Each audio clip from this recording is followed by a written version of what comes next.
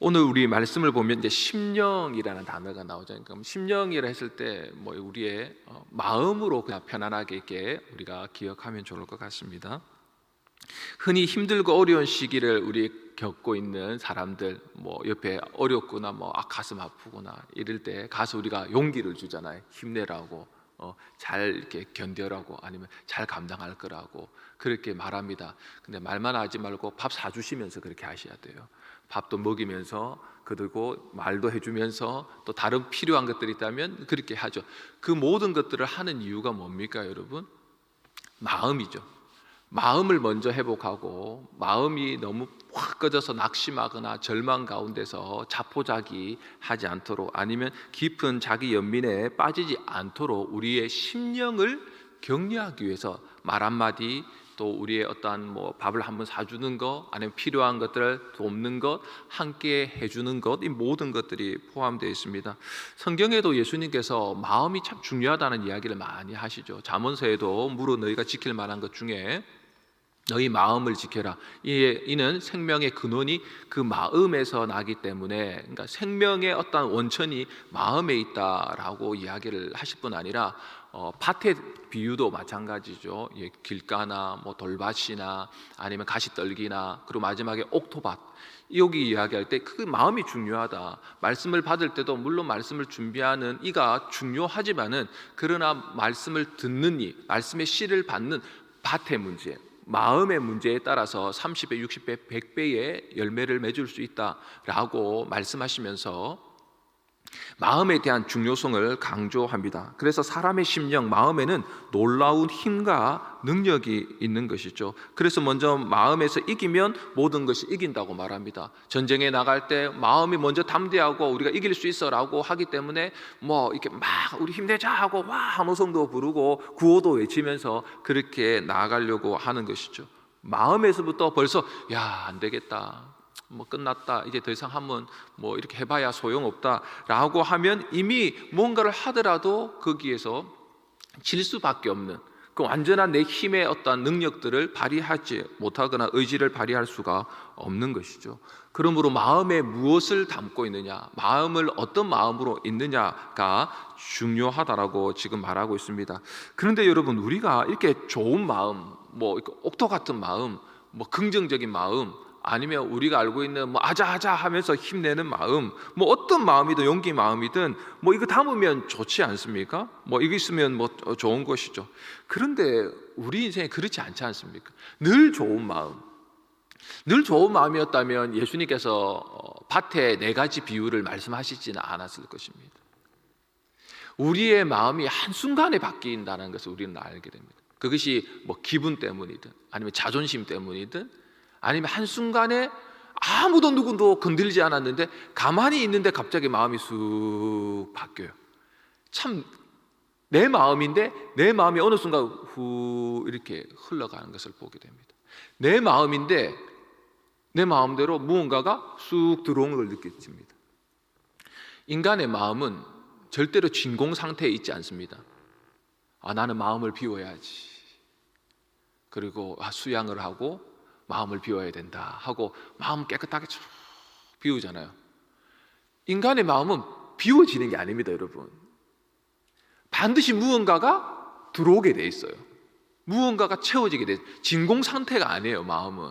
그 착각하시면 안 됩니다. 마음을 비우면 깨끗해진다. 마음을 비우면 깨끗해지는 것이 아니고, 깨끗한 것이 내 마음에 들어와야지 깨끗해지는 것입니다. 들어온 게 들어오면 더러워져요. 그래서 마음에 있는 것이 입 밖으로 낸다고 그러잖아요. 마음에 가득히 채워진 게 입 밖으로 나오는 것이죠. 뭔가 가득하게 채워져야 되는데 우리 안에는 선하고 진리와 우리가 원하는 것들로 항상 채워져서 내가 선한 말과 덕 있는 말과 은혜로운 말과 은혜로운 행동으로 다 할 것 같은데, 그것보다 훨씬 더 어려운 게 있는 것이죠. 어려운 인생들이 계속해서 몰려오는 것이죠. 우리의 질병도 마찬가지죠.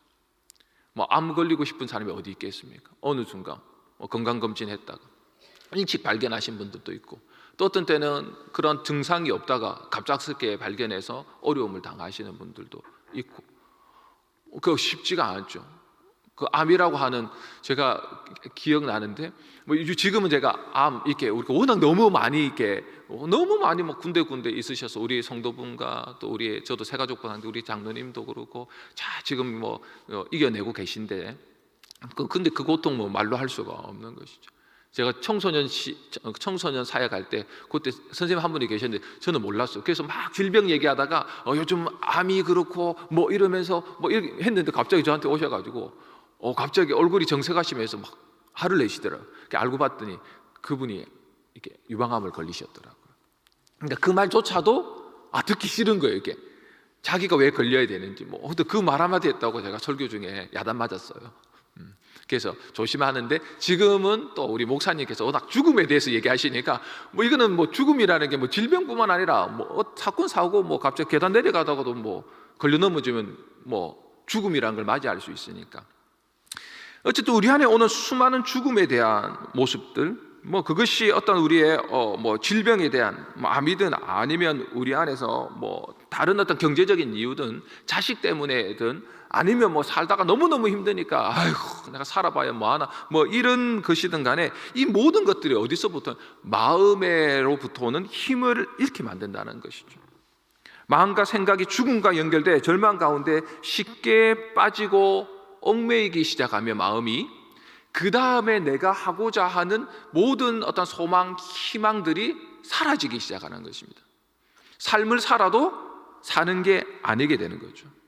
그래서 지금 오늘 잠언 18장 14절이 이렇게 말하는 거죠. 우리 한 번 더 읽어보도록 하시겠습니다. 14절입니다. 시작. 사람의 심령은 그가 누가 일으키겠느냐? 심령이 상하면 누가 일으키겠느냐?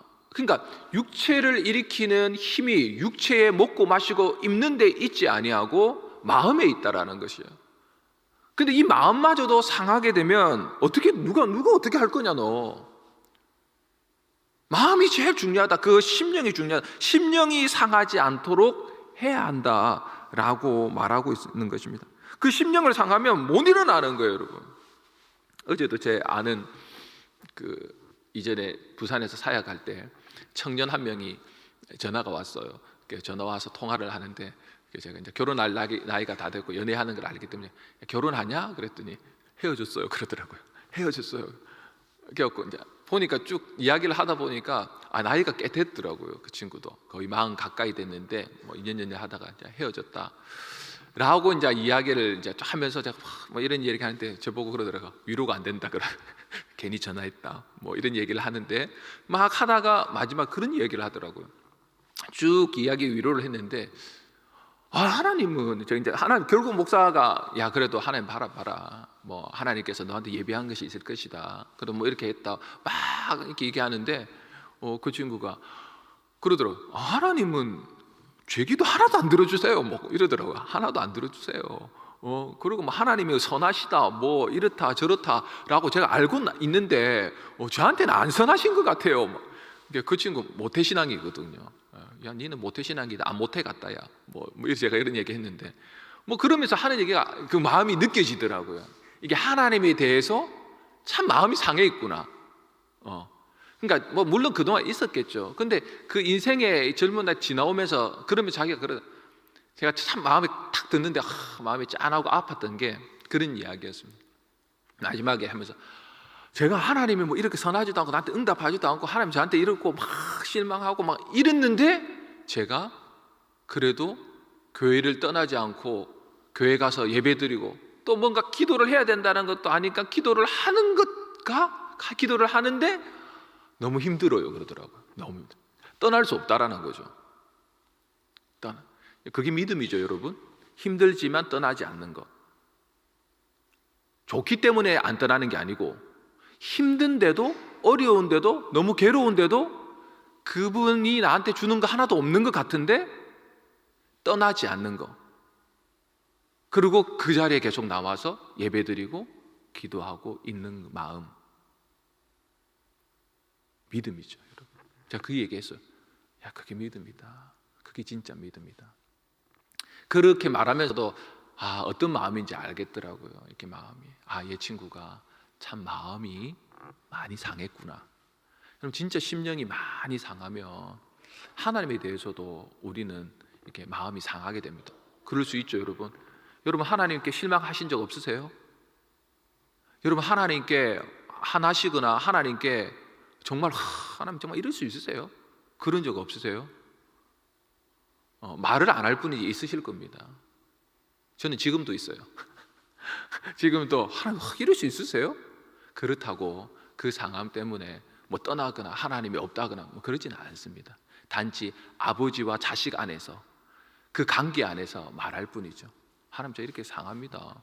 저는 이해 못합니다. 아버지의 마음, 자식이 부모 마음 다 이해 못하잖아요. 하물며 인간인 자식이 인간인 부모를 이해 못하는데 어찌 하물며 하늘에 계신 이 아버지의 마음을 이해하겠습니까? 그럼에도 마음에 있는 걸 그 친구의 마음이 하면서 야, 하나님께서 그 친구의 상한 마음을 어루만지시고 치료하시고 또 이 기회를 통해서 더 깊이 하나님을 만났으면 좋겠다라는 생각이 들었습니다. 여러분 마찬가지 우리 마음의 심령이 상해지면, 마음이 상해지면, 마음을 제대로 지키지 못하면, 우리 어제 보았던 빌립보서 4장 6, 7절도 너희의 마음과 생각을 하나님께서 지키신다라고 했잖아요. 평강으로. 그러니까 마음과 생각을 지키지 못하면, 상하게 되면 내가 할 수 있는 일도 못하게 돼요.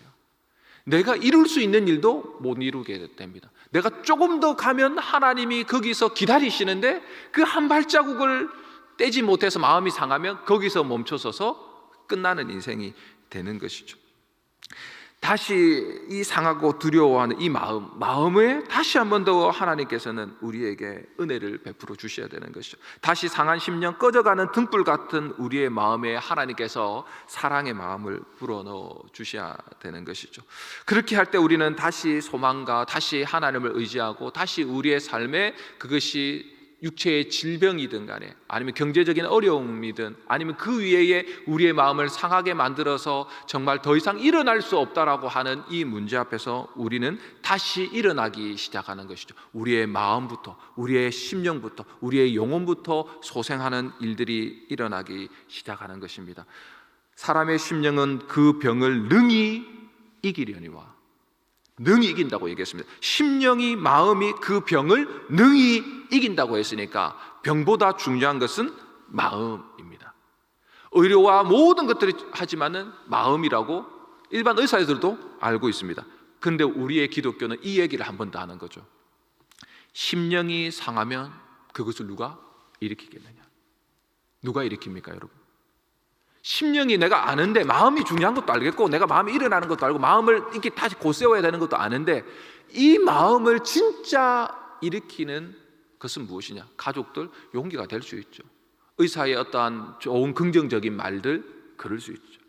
새로 나온 신약, 그럴 수 있습니다. 갑자기 열려진 어떠한 돈을 벌 수 있는 정보들, 그럴 수 있습니다. 갑자기 나타난 뭐라고 할까요? 기인, 나한테 도움을 줄 수 있는 귀한 사람, 그 사람이 내 심령을 일으킬 수 있습니다. 그러나 기독교는 그렇게 말하지 않습니다. 우리의 심령은 어느 순간, 한순간 또다시 무너지고 상하게 되는데, 그러려면 그 상한 심정 누가 일으키겠느냐라고 말하는 것입니다. 누가 일으킵니까? 우리 날주의 말씀 요한복음 21장 17절 말씀 우리 읽겠습니다. 요한복음 21장 17절, 요한복음 21장 17절 말씀을 함께 읽겠습니다. 시작. 세 번째 이르시되 요한의 아들 시몬아, 내가 나를 사랑하느냐 하시니, 주께서 세 번째 내가 나를 사랑하느냐 하심으로 베드로가 근심하여 이르되 주님, 모든 것을 아시오매 내가 주님을 사랑하는 줄을 주님께서 아시나이다. 예수께서 이르시되 내 양을 먹이라. 부활하신 예수님께서 베드로를 만나주셨고 제자들을 만나주셨는데, 두 번이나 만났는데 베드로가 고기 잡으러 갈란다 하고 갔습니다. 그러니까 부활하신 주님이 두 번이나 만났는데 회복이 안 되는 거예요, 자기 스스로. 그러니까 마음이 회복이 안 되는 거죠. 마음이 회복이 안 되니까 엉뚱한 곳에 가 있는 거예요, 계속 이렇게. 옛날의 자리로 덜렁덜렁 정처 없이 마음이 떠내려가서 덜렁덜렁 가 있는 겁니다. 어느 순간 가 있는데 내가 그 자리에 있는 것이죠. 마음이 상하고 상할 대로 다 절망하고 자기 자신에게 실망하고 그리고 실패하고 자기가 자기 자신을 용서할 수 없고 라고 하는 영혼이 병들어 있죠. 베드로 마음이 병들어 있습니다. 그러니까 육신이 목적 없이 물고기나 잡으러 가려는 자포자기의 병든 상태로 육체도 계속해서 그냥 떠내려가고 있는 것이죠. 그때 예수님께서 다시 갈릴리 호수에 오셔서 물고기를 잡고 있는 영혼이 상하고 심령이 상한 이 베드로에게 말씀하시죠. 요한의 아들 시몬아, 내가 나를 사랑하느냐? 그렇죠. 마음이 심령이 상하면 누가 일으키겠느냐? 예수 그리스도의 사랑이 일으킵니다. 날마다, 매 순간마다, 여러분이 숨쉬는 순간마다, 여러분이 마지막 병상에서 아니면 갑작스러운 죽음을 맞이하거나 공고함과 어려움과 정말 심령이 확 떨어져서 더 이상 두려움에 사로잡혀 어떻게 할 수 없을 때, 내가 이거 해야 되는데 마음이 힘도 없어지는 것 같고 육체는 더 어렵고 삶은 더 분주해지고 바쁘고 또 아니면 더 복잡해지고 이럴 때 누가 우리의 심령을 일으켜 우리의 병으로 오는, 우리의 힘들게 만드는 모든 문제들을 능히 이기도록 하십니까? 예수 그리스도의 사랑입니다. 예수 그리스도의 십자가입니다. 날마다 그래서 십자가 앞으로 가는 거예요. 날마다 우리의 죄짐을 지는, 날마다 마지막에도 우리의 모든 죄악과 무거움과 수고로운 짐을 가운데서도 우리를 건져내시는 예수 그리스도로 우리의 심령은 날마다 일어납니다. 예수 그리스도의 십자가의 보혈로 우리의 상한 심령은 다시 날마다 회복될 수가 있습니다. 누가 회복시켜요? 사람 바라보고. 여러분, 사람 바라보고 다른 거 바라보고다가 그리스도를 망각하시면 안 됩니다. 아무리 훌륭하고 아무리 유명하고, 죄송합니다, 뭔가 신령해 보이는 사람이고 정말 기도를 잘하는 사람이라 할지라도 기도 부탁하고 다 좋습니다. 그럼에도 불구하고 기도 부탁하든 조언을 듣든 뭐 어떤 말을 듣든 누구라 할지라도, 아무리 훌륭한 사람의 말이라 할지라도 그 말을 조언을 듣는 중에 내가 그리스도를 망각한다면 우리의 상한 심령은 절대로 회복될 수 없습니다. 그리스도만이 우리의 상한 심령을 회복될 수 있습니다. 그게 사랑가의 위로와 조언의 말이고, 우리가 말씀을 들을 때도 야, 말씀 좋았다 오늘, 야, 말씀 은혜로웠는데, 그것은 은혜로운 것이고 우리가 말씀을 듣고 은혜를 받는 것은 그리스도로 나아가 그리스도를 만나기 위해서 하는 것입니다. 만나기 전까지는 만족하지 마십시오. 만나기 전까지는 여러분이 완전히 여러분의 상한 심령이 회복되었다라고 말하지 마십시오. 병은 완전히 회복되어야 돼요. 완전히 자유하며 내가 예수 그리스도로 말미암아 이제 다시 한번 시작할 수 있겠구나 라는 마음이 들 때까지 우리는 아직 완벽하게 병이 나은 것이 아닙니다. 산불이 났을 때도 여러분, 불을 다 껐지만은 마지막까지 뭘 꺼야 됩니까? 나뭇잎 밑에 숨겨져 있는 작은 불씨까지도 꺼버려야 됩니다. 그것까지도 끄지 않으면 다시 산불이 나기 시작하는 거예요.